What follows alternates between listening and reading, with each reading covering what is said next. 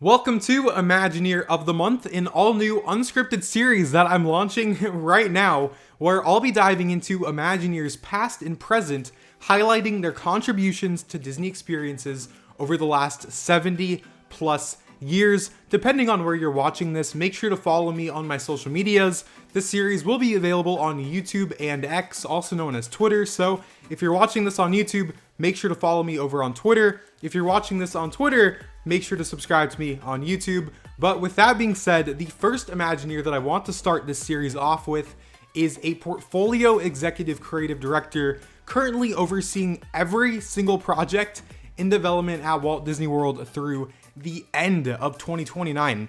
And Walt Disney Imagineering has over 100 different disciplines, and a executive creative director is someone who basically oversees the creative vision for the project, whether that's a new land, basically getting the feel and vibe for what the atmosphere and stories could be like, or for an attraction, what the specific story and characters and all of the things that we see and experience in these lands and attractions. Well, a creative director is usually at the very top of that, and a portfolio executive creative director is someone who's overseeing multiple projects at the same time. So right now, when you're looking at Walt Disney World, like what we're seeing with, the Tropical Americas to Magic Kingdom to Monsters Inc. Land, Chris Beatty is currently overseeing every single one of these projects.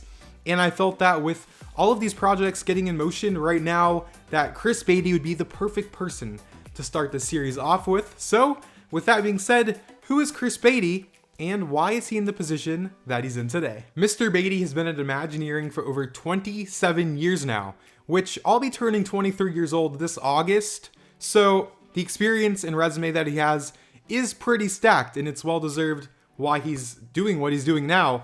And well, my goal is to not dive into his entire 27-year career. It's more along the lines of, I want to make all of you aware of who is making the decisions at Disney and why these projects turn out to be the way that they are.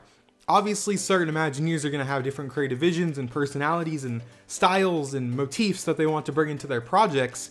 And when you have someone like Chris Beatty working on all these projects right now, well, they're going to turn out to be a certain way because of how he thinks.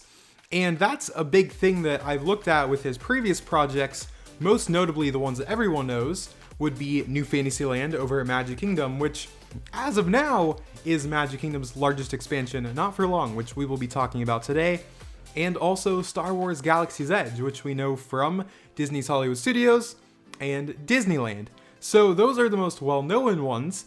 And as I've been looking at, these projects and kind of getting an idea of his thought process, New Fantasyland is one that has stuck out to me the most because it directly connects to another project right now, which I've mentioned multiple times, Pueblo Esperanza over at Disney's Animal Kingdom, which will be opening in 2027. And the reason why I bring up Pueblo Esperanza connected to New Fantasyland is because, in my opinion, and I will say this again and again over the coming years, Pueblo Esperanza to me feels the most classic Disney project since New Fantasyland opened back in 2012 and then Seven Dwarfs Mine Train opened in 2014. If you look back at New Fantasyland, it started with a core idea of Disney wanting to expand Fantasyland with, the originality of Fantasyland all the way back to Disneyland, right? There is a core story of taking guests into these fantasy book stories, and then the intellectual properties, like what we see with The Beauty and the Beast, Enchanted Tales with Belle, Be Our Guest Restaurant, Seven Dwarfs Mine Train, Little Mermaid, and Storybook Circus, all of those IPs were brought together to come to life in this one single land after the core idea was established. Well, if you look over to Disney's Animal Kingdom right now, everything I just said similarly applies to what we are seeing with Pueblo Esperanza. When I say Pueblo Esperanza, that's the official name of the land for the Tropical Americas. So Pueblo Esperanza, Tropical Americas, it's the same thing. Just not a lot of people are calling it Pueblo Esperanza. They're just calling it the Tropical Americas. But not to go off in a rant too much, right? When you look at the evolution of Pueblo Esperanza, Mr. Beatty was actually on stage with Josh D'Amaro back in 2022 when that first Blue Sky, session was presented to us for the first time ever.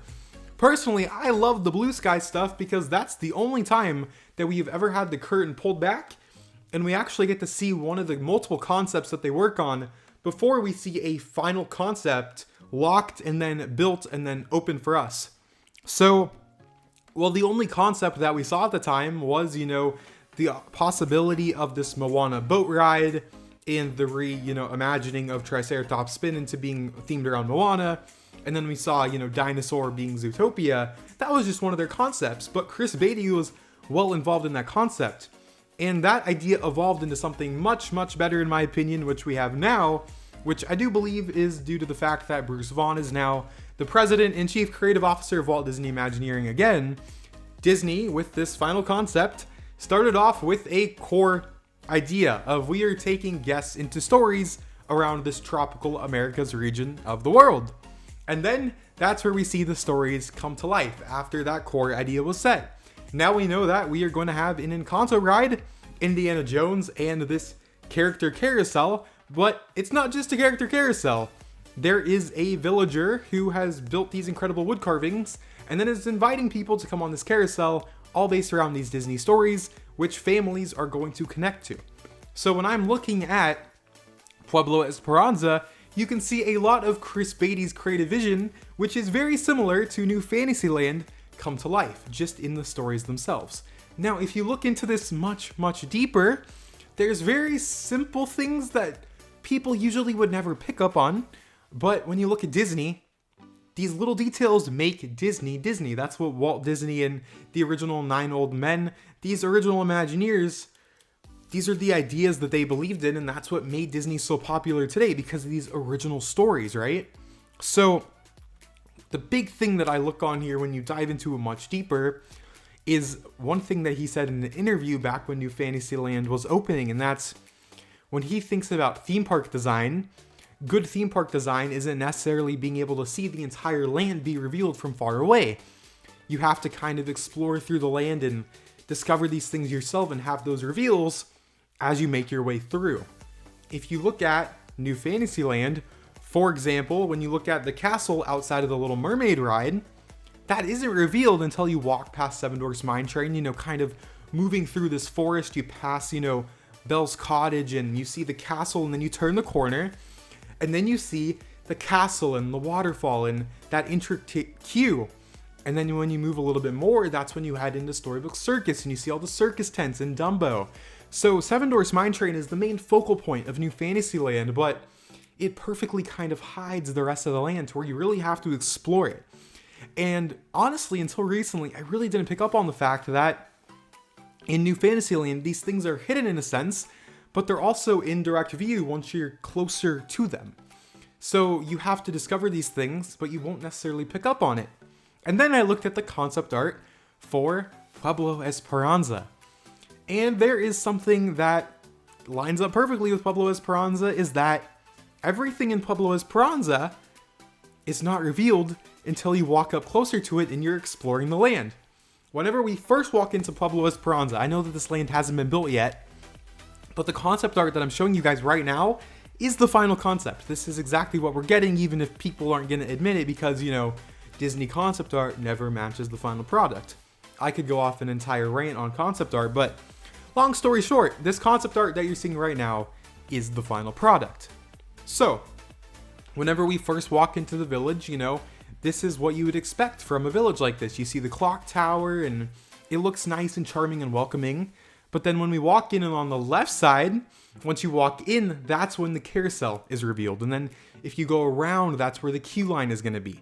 So the entire carousel, even though it's just a simple carousel, there's thought into how this carousel is being revealed from the main entrance and the side entrance. You have to walk in to discover it. Now, this stands for Dinosaur Now as is, but the way that Dinosaur is laid out to where you kind of have to walk through the land and then there's that big reveal. With Dinosaur, it's the big reveal of the Dino Institute.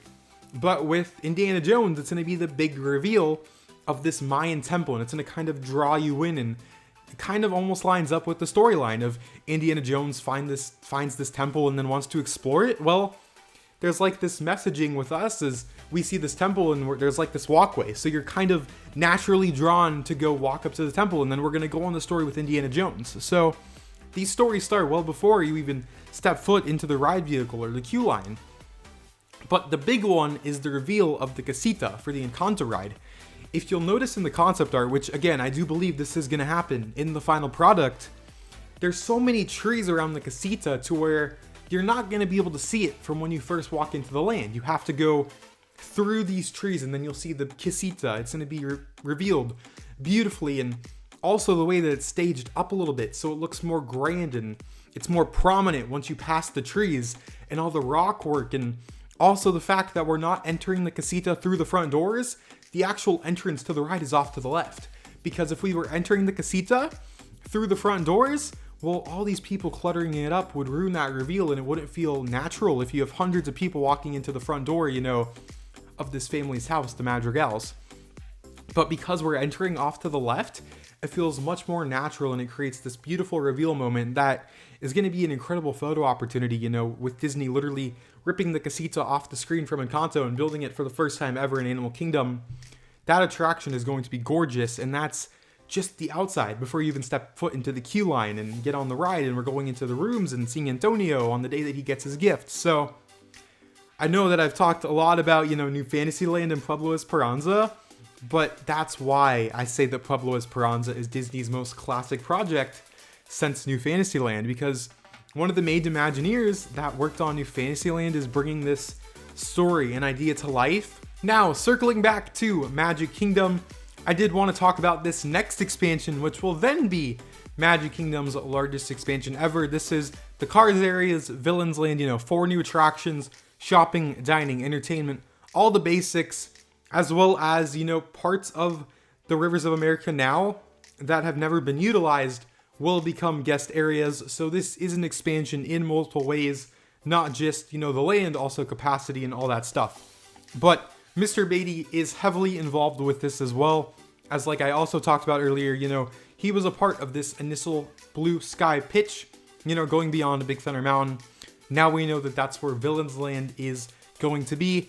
And we'll have talked a lot about, how a lot of his design process is wanting these lands to reveal themselves as you find them and explore them.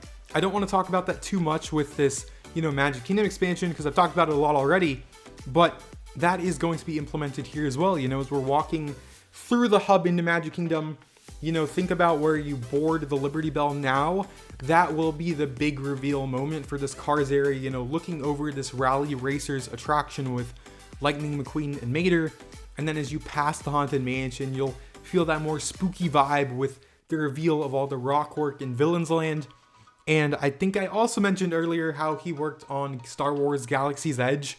So he has a lot of experience with getting like the environment and mood and feel of these lands. And if you look at Star Wars Galaxy's Edge, how prominent and grand the rock work is, behind the Millennium Falcon, well, I think that we're going to see a lot of that in Villains Land as well. And well, we only have one piece of concept art right now, and that concept art is very early, I would not look at the Villains Land concept art as final concept by any means. It does give a good sense of scale with how grand and twisted, and the mood that they're trying to set here is going to be unlike anything Disney has ever done before. Also with Villains Land, when I was researching this and looking back at old interviews that Mr. Beatty's done, 13 years ago in 2012, he said that his favorite Disney character is Hades.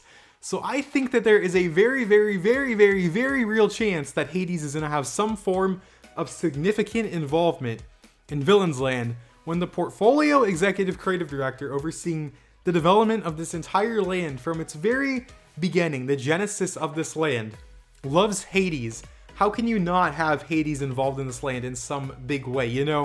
As of now, Disney has just said that Villains Land is going to feature 2 grand, scale attractions. So my hope is that we see an incredible e-ticket roller coaster, winding its way throughout the entire land, as well as that we get a groundbreaking e-ticket attraction in some form, whether that's an Omnimover, trackless boat ride with all these villains in A1000 animatronic form.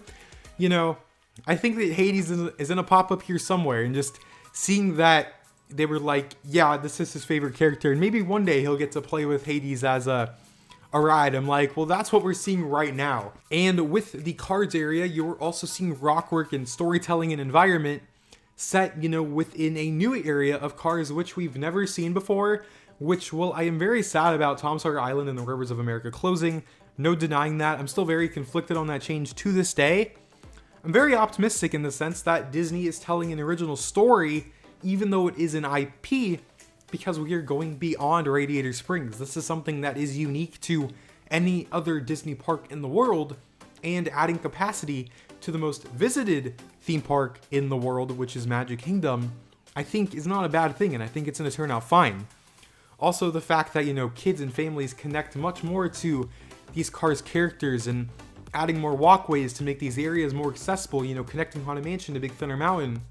There's a lot of pros and cons with every single project. Nothing's ever going to be perfect, but I think you guys can kind of get where I'm coming from with seeing a from the top creative vision, and then there's over 100 different disciplines at Walt Disney Imagineering, which then bring that creative vision to life. When I'm looking at Chris Beatty, I'm not saying that he does everything, because all of these project teams have hundreds of people, from contractors to Imagineers, that bring these stories to life. So it's never just one person, but at the end of the day, there is no denying that a creative vision, sets what is then built. So I am super pumped and optimistic for these projects to come right now, especially Pueblo Esperanza, because that's the first thing that we're getting. That is the most current project. Work has just started. At the time of me posting this, I'm sure I'll be looking back on this a couple years from now, once it's open, seeing how accurate I was. But I do believe that Pueblo Esperanza does have that very classic Disney vibe, like I've mentioned throughout this video, connecting it back to New Fantasyland. And then, when you even connect Galaxy's Edge to the rock work that we're seeing in these lands, with this next Magic Kingdom expansion, everything is connected.